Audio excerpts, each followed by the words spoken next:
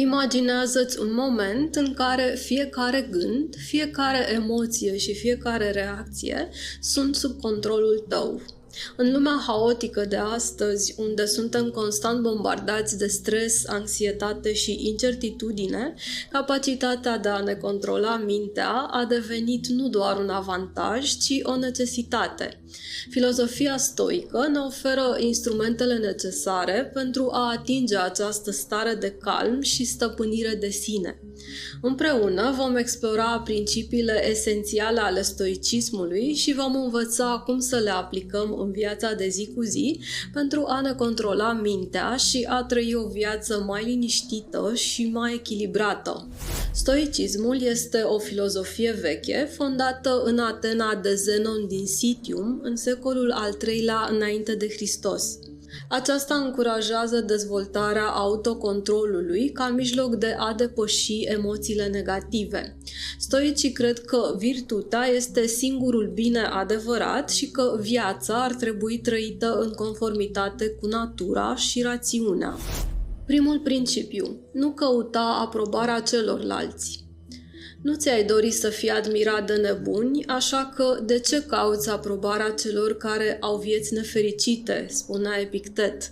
Stoicii susțin că nu ar trebui să ne bazăm fericirea și stima de sine pe opiniile altora. Căutarea constantă a validării externe ne face vulnerabili la judecata și capriciile celor din jur. Gândește-te la un proiect la care ai muncit din greu. În loc să aștepți laudele colegilor, apreciază progresul și efortul depus de tine. Recunoaște-ți realizările și concentrează-te pe standardele tale interne de succes. Nu fi sclavul propriilor plăceri. Excesul în orice lucru este un defect, spunea Seneca.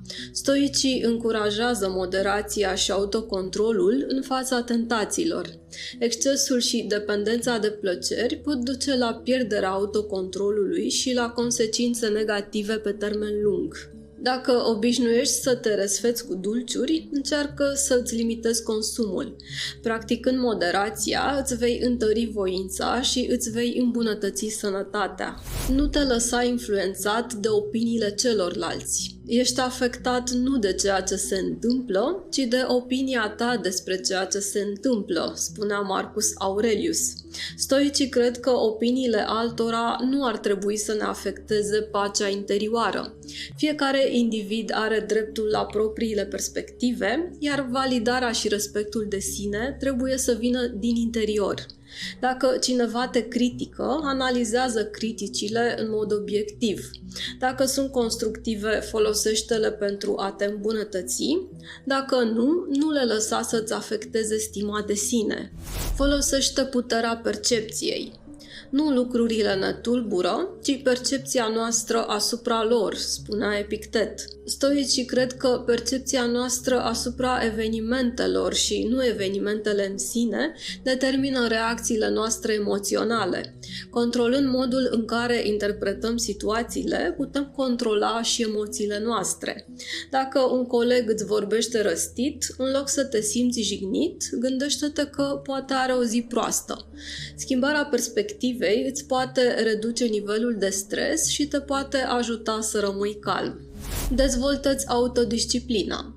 Autodisciplina începe cu controlul gândurilor tale. Dacă nu-ți controlezi gândurile, nu-ți vei controla acțiunile, spunea Seneca.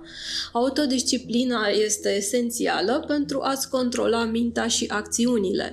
Stoicii consideră că prin exercițiu constant și voință putem dezvolta această abilitate. Stabilește-ți obiective clare și realiste și urmează un plan pentru a le atinge.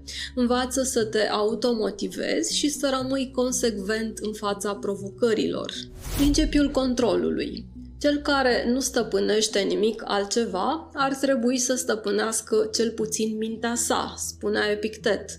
Stoicii disting între lucrurile pe care le putem controla, gândurile și acțiunile noastre, și lucrurile pe care nu le putem controla, opiniile și acțiunile altora.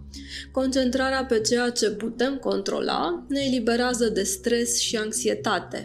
Într-o situație dificilă, concentrează-te pe modul în care reacționezi, nu pe cum se comportă ceilalți. Astfel, îți vei păstra calmul și vei putea lua decizii înțelepte. Controlează-ți reacțiile emoționale. Nu evenimentele ne supără, ci judecățile noastre despre ele, spunea Epictet. Stoicii subliniază că reacțiile noastre emoționale sunt determinate de judecățile noastre, nu de evenimentele în sine. Controlând aceste judecăți, putem gestiona mai bine emoțiile. Atunci când te simți copleșit de furie sau tristețe, întreabă-te ce gând sau interpretare a declanșat această emoție. Reexaminează acea judecată și încearcă să o vezi dintr-o perspectivă mai rațională. Trăiește în prezent. Nu trăiești în viitor, nici în trecut, ci doar în prezent, spunea Marcus Aurelius. Stoicii susțin că trebuie să ne concentrăm pe momentul prezent, fără să ne lăsăm distrași de regretele din trecut sau de anxietăți legate de viitor. În loc să te îngrijorezi constant cu privire la un proiect viitor, concentrează-te pe ceea ce poți face astăzi pentru a progresa. Aceasta îți va reduce stresul și îți va spori eficiența. Acceptă ceea ce nu poți schimba. Acceptă ceea ce nu poți schimba și schimbă ceea ce nu poți accepta, spunea Epictet. Stoicii subliniază importanța acceptării realității și a concentrării eforturilor pe ceea ce putem influența. Dacă te confrunți cu o pierdere, în loc să te împotrivești sau să te lași copleșit de tristețe, încearcă să accepti situația și să cauți modalități de a merge mai departe. Cultivă virtutea. Virtutea este singurul bine adevărat, spunea Seneca. Pentru stoici, virtutea este esențială pentru o viață bună și împlinită. În fața unei decizii dificile, întreabă-te care este acțiunea cea mai virtuoasă. Acționând în conformitate cu valorile tale, vei lua decizii mai înțelepte și vei simți un sentiment profund de împlinire. Menține o minte deschisă.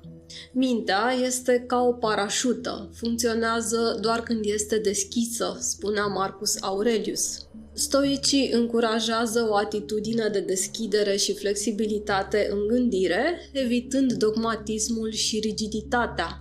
Atunci când întâlnești idei noi sau opinii diferite, încearcă să le privești cu curiozitate și deschidere, în loc să le respingi imediat. Acest lucru îți va îmbogăți perspectivele și îți va stimula creșterea personală. Practică recunoștința. Nu ești sărac dacă ai puțin, ci dacă dorești mai mult, spunea Seneca. Stoicii susțin importanța recunoștinței pentru ceea ce avem, în loc să ne concentrăm pe ceea ce ne lipsește. În fiecare zi, notează 3 lucruri pentru care ești recunoscător. Acest obicei simplu îți poate schimba perspectiva și îți poate crește nivelul de fericire. Acceptă moartea. Reflectă asupra faptului că vei muri. Aceasta îți va schimba viața, spunea Marcus Aurelius. Stoicii consideră că acceptarea morții ne ajută să trăim o viață mai semnificativă. În loc să eviți gândurile legate de moarte, acceptă-le ca parte a vieții. Aceasta te va ajuta să prețuiești mai bine momentele prezente și să trăiești cu mai multă autenticitate. Fii conștient de gândurile tale. Cunoașterea de sine este începutul înțelepciunii, spunea Seneca. Stoicii încurajează introspecția pentru a deveni conștienți de gândurile și motivele noastre. Aceasta ne permite să ne înțelegem mai bine și să facem alegeri mai înțelepte. Practică meditația sau ține un jurnal pentru a-ți observa gândurile și emoțiile.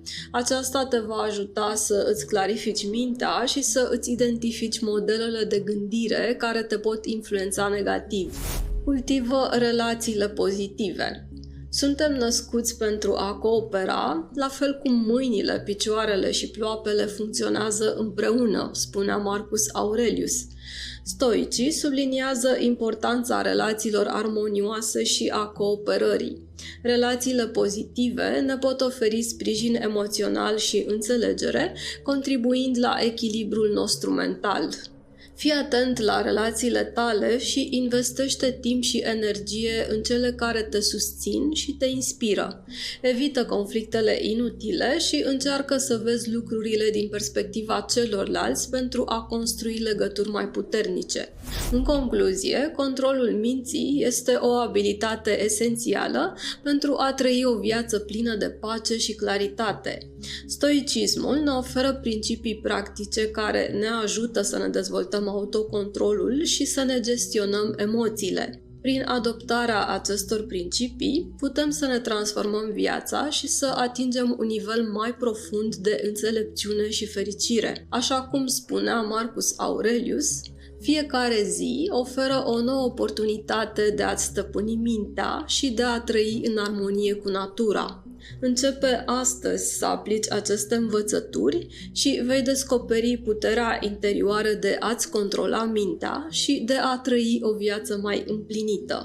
Dacă acest material ți s-a părut interesant, te rog să îi acorzi un like. Pentru acces simplu la conținut similar, te poți abona la acest canal de YouTube și prin activarea clopoțelului vei fi notificat de fiecare dată când un material nou este publicat.